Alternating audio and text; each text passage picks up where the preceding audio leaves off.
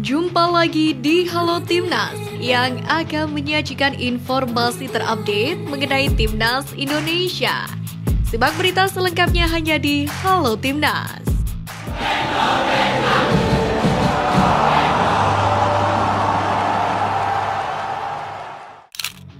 Timnas Indonesia berhasil mengalahkan Brunei Darussalam dalam laga playoff kualifikasi Piala Dunia 2026 pada Kamis malam, yakni dengan skor mencolok 6-0. Hasil ini tentu memudahkan langkah Timnas Indonesia untuk leg kedua nanti, di mana skuad Garuda akan bertandang ke Brunei Darussalam pada 17 Oktober. Sementara itu dari 6 gol yang berhasil menjebol gawang Brunei, 3 gol diantaranya disarankan oleh Dimas Derajat. Tentu momen ini seakan menjadi pembuktian bahwasannya ia belum habis dan masih produktif sebagai seorang striker. Sementara itu pada pertandingan kali ini juga memantapkan posisi Ramadan Sananta sebagai bumber Garuda, sebab ia berhasil mencetak brace pada laga semalam. Sementara 1 gol lain dicetak oleh Rizky Ridho di babak pertama tepatnya pada menit ke-11. Sandy Walsh menjadi aktor utama dalam keberhasilan Timnas Indonesia mencetak gol ketiga kontra Brunei di Stadion Utama Gelora Bung Karno, Jakarta. Pada kesempatan ini, bek naturalisasi Timnas Indonesia Sandy Walsh memberikan kontribusi nyata, yakni dengan aksi cerdik nan ciamik hingga membuat pertahanan Brunei bikin kesalahan fatal yang berujung hukuman penalti. Berawal mendapatkan bola di sisi kiri penalti lawan, alih-alih langsung melepaskan umpan, Sandy mencoba peruntungan untuk menggiring bola ke dalam kotak penalti. Keputusannya pun terbukti tepat di mana Sandy Walsh mampu melewati bek sayap kanan Brunei, Zulkifli Nazan, yang membuat sang pemain hingga menekelnya di kotak terlarang. Dalam prosesnya, Sandy Walsh menolak untuk menjadi eksekutor penalti, di mana tanggung jawab pun diberikan kepada Ramadan Sananta yang baru tampil di babak kedua. Sananta dengan tenang melepaskan tembakan ke sisi kiri gawang. Bola sempat membentur tiang sebelum akhirnya merobek jala Brunei. Sebelumnya diungkapkan langsung oleh pelatih kepala Sintayong bahwasanya Nathan Joeon akan menjadi pemain naturalisasi selanjutnya untuk Timnas Indonesia. Dikabarkan bakal menjadi pemain naturalisasi, bek berusia 21 tahun ini pun ternyata sudah berada di tanah air. Bukan hanya sekedar kabar burung, pasalnya sang pemain pun diam-diam terciduk nonton Timnas Indonesia versus Brunei Darussalam di kualifikasi Piala Dunia 2026 pada Kamis malam di SUGBK.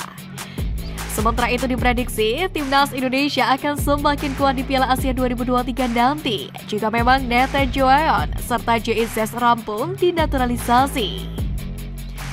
Perlu diketahui bahwasanya di Piala Asia, skuad Garuda bakal bertemu Jepang, Irak, dan Vietnam. Pelatih Brunei Darussalam, Mario Rivera menyatakan pertandingan melawan Timnas Indonesia pada leg pertama, babak pertama kualifikasi Piala Dunia 2026 di Stadion Utama Gelora Bung Karno, Jakarta, yang pada Kamis 12 Oktober berjalan sulit. Hal ini dikarenakan kondisi sepak bola Brunei yang sedang tidak baik. Ada banyak pemain berbeda juga di Indonesia, dan juga saat itu para pemain kami berada dalam kondisi tidak baik. Kami akan berusaha dengan baik, kata Mario Rivera. Sebelum pertandingan, Kapten Timnas Brunei Darussalam sempat memprediksi bahwasanya Indonesia akan mengadopsi formasi yang sangat menyerang, yakni 1-1-8. Mendengar pernyataan itu, Sintayong, pelatih berkebangsaan Korea Selatan, merasa bingung saat ditanya tentang pendapat Hendra Azam Idris, yakni mengenai formasi yang akan digunakan oleh skuad Garuda. Namun, Sintayong pada akhirnya menjawab dengan senyum di wajahnya. Ia menganggap pernyataan tersebut hanya bercanda, dan sekali lagi ia menaruh respek kepada Timnas Brunei Darussalam. Dalam konferensi pers jelang Timnas Indonesia melawan Brunei Darussalam pada putaran pertama kualifikasi Piala Dunia 2026, Kapten Timnas Indonesia Asnawi Mangkualam membenarkan keberadaan grup WhatsApp khusus pemain. Menurut Asnawi, grup itu memudahkan para pemain untuk membangun chemistry. Menurut Asnawi, keberadaan grup WA itu sangat penting untuk para pemain. Selain membangun chemistry, keberadaan grup WA juga untuk memudahkan proses adaptasi. Apalagi setiap edisi pemanggilan selalu ada pemain baru. Lebih dari itu, Asnawi Mangkualam juga memperingatkan rekan-rekan timnya untuk tidak meremehkan Brunei Darussalam, terlebih masih ada laga tandang pada 17 Oktober. 3 negara kemungkinan kena gusur di ranking FIFA jika mana Timnas Indonesia menang melawan Brunei Darussalam dalam 2 leg. Sebab Timnas Indonesia akan mendapatkan tambahan poin sebesar 17,32 poin. Yang mana dengan perolehan ini, Timnas Indonesia bisa naik 3 peringkat ke ranking 144 FIFA dan menggeser ST Kitts and Nevis di posisi 146, Suriname di posisi 145, dan Eswatini di posisi 144. Pemain naturalisasi Saint Pantinama mengaku senang masih dipercaya Sintayong untuk memperkuat tim nasional Indonesia.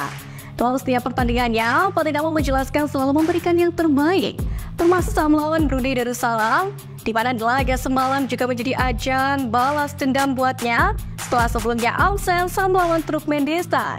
Pemain PGFK itu pun berharap kemenangan akan diraih Timnas Indonesia dalam kualifikasi babak kedua Piala Dunia 2026 nanti. Di sisi lain, Saint Pantinama mengatakan masalah kebugaran memang sempat membuat absen saat laga Timnas Indonesia melawan Turkmenistan kemarin. Tetapi sekarang kondisinya tidak masalah. Tentu dia sangat senang dengan kondisinya saat ini. Seperti yang kita ketahui bahwasanya pelatih Timnas Indonesia Sintayong memanggil 26 pemain untuk berlaga di putaran pertama kualifikasi Piala Dunia 2026 zona Asia ini. Dari deretan nama yang dipanggil, Sintayong juga turut memanggil pemain naturalisasi yang beruput di luar negeri. Namun, tidak semua pemain naturalisasi ikut serta dalam turnamen ini. Ada beberapa nama yang biasanya mendapat pemanggilan kali ini harus absen. Di antaranya adalah Stefano Lillipali yang berkarir di PRI Liga 1 bersama Borneo FC. Kemudian Ivar Gender, pemain LC Utrecht, yang pada akhirnya absen lantaran dibekap cedera. Kemudian melawan Brunei Darussalam ini, skuad Garuda juga harus kehilangan Rafael Struijk yang juga tengah dibekap cedera. Namun situasi cedera Struijk lebih ringan ketimbang Jordi Amat dan Ivar Gender. Ketua Umum PSSI Erick Thohir mengakui dirinya sehati dengan pelatih Timnas Indonesia Sintayong, yang mana orang nomor 1 di PSSI ini sepakat meminta para pemainnya untuk tak menganggap remeh lawannya. Dalam hal ini adalah Brunei Darussalam. Oleh karena itulah pria yang juga mencoba sebagai Menteri BUMN tersebut tak ingin Barclub dan kawan-kawan lengah. Erick menilai walaupun Timnas Indonesia jauh lebih diunggulkan, tetap saja dia tak ingin para pemain menganggap remeh. Lebih lanjut, mantan Presiden Inter Milan ini menyatakan bahwa hal ini harus ditekankan. Pasalnya, siapapun lawan yang akan dihadapi Timnas Indonesia, mereka harus tetap dihormati. Timnas Indonesia memiliki catatan pertandingan yang superior saat berjumpa dengan Brunei Darussalam, di mana dari total 11 pertemuan yang sudah tersaji sampai dengan saat ini, skuad Garuda memang lebih banyak meraih kemenangan atas Brunei Darussalam. Maka tercatat skuad Garuda berhasil meraih 7 kemenangan. 2 laga lainnya berakhir imbang dan 2 sisanya berujung dengan kekalahan. Dari 7 kemenangan itu, skuad Garuda tak jarang unggul dengan margin gol yang tinggi, seperti 5-0 pada pertandingan persahabatan internasional September 2022, kemudian 6-0 di ajang SEA Games yang berlangsung di GL Malaysia. Lalu kemenangan besar yang diraih sebelum laga semalam terjadi pada gelaran Piala AFF 2022, di mana Garuda berhasil menaklukkan pasukan Lebah dengan skor 7-0. Federasi Sepak Bola Asia Tenggara atau AFF mengumumkan apabila satu negara bergabung di kompetisi AFF tahun depan. Negara tersebut adalah Kyrgyzstan. Hal ini diketahui dalam sebuah unggahan akun Instagram @theasianfootball. Dalam unggahan tersebut dijelaskan apabila Kyrgyzstan akan turut berpartisipasi di ajang bergengsi Asia Tenggara ini. Tentunya hal ini memang membawa dampak positif untuk persaingan tim Asia Tenggara, di mana sebelumnya Piala AFF hanya akan diikuti oleh 11 negara. Namun, maksudnya Kyrgyzstan ini akan menambah persaingan di Piala AFF tahun depan. Timnas Indonesia pun kini juga mendapatkan pesaing kuat untuk Piala AFF di tahun depan. Dalam rangka persiapan menuju Piala Dunia U17 2023, Garuda Asia menjalani latihan terpusat di Jerman. Timnas Indonesia U17 memanfaatkan kesempatan training di Jerman dengan mengunjungi markas Borussia Dortmund. Mereka datang menyaksikan langsung laga dari Borussia kontra Union Berlin. Ini pada Sabtu 8 Oktober kemarin. Sebelum ke Signal Iduna Park, Timnas Indonesia U17 menuju training ground Dortmund di NLZ Merkel. Di sana pemain melihat lapangan latihan, fasilitas yang tersedia hingga mencoba mesin foot baru. Mesin yang digunakan untuk melatih kemampuan kontrol serta akurasi umpan. Dalam kunjungan ini, Borussia pun menyambut Garuda Muda. Bahkan mereka mengunggahnya di official Instagram. Ketua Umum PSSI Erick Thohir berpesan kepada para penggawa timnas Indonesia U17 untuk meluapkan emosi selama latihan. Erick mempersilahkan para pemain menangis ketika latihan ketimbang saat gagal bersama timnas Indonesia U17. Sementara itu sejauh ini selain berlatih, Muhammad Iqbal Kwijage dan kolega juga diasah dengan beberapa pertandingan uji coba. Sejauh ini timnas Indonesia U17 sudah melakoni 4 laga uji coba dengan catatan 2 kemenangan dan 2 kekalahan.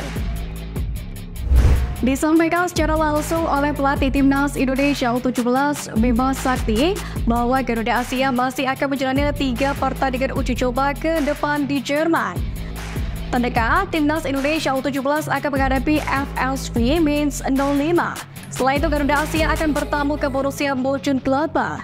Terakhir, Arkan Kakak dan kawan-kawan akan melawan LC Köln. Namun terkait tanggal, Bima Sakti tidak menyebutkannya.